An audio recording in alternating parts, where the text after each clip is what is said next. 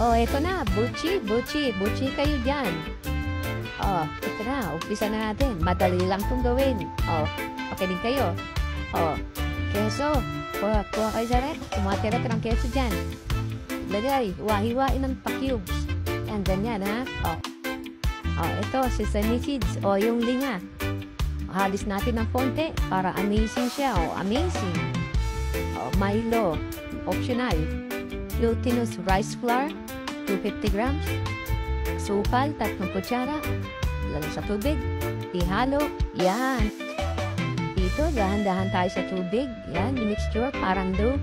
Ang kailangan natin consistency. Yan, ganyan lamang ang consistency na kailangan natin. Malagkit pa dumidikit. Yan, imasa-masa natin. Tapos, meron tayong measuring cup size para pare-parehas ang sukat. Ilagay. O, paikot-ikotin mo tayo ng bilog. Yan, bilog. At lagyan natin na keso sa loob. Ikot-ikot. Then, ipalaman natin sa sesame seeds. Ganyan lang. Ang isang pabo.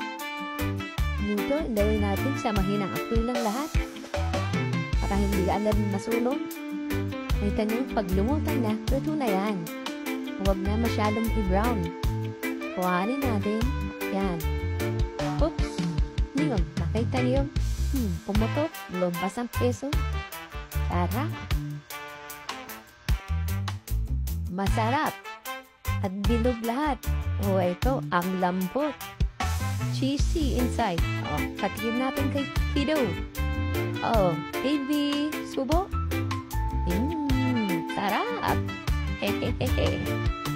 O, gustuhan mo? Like and share naman dyan kung nagustuhan mo. Salamat.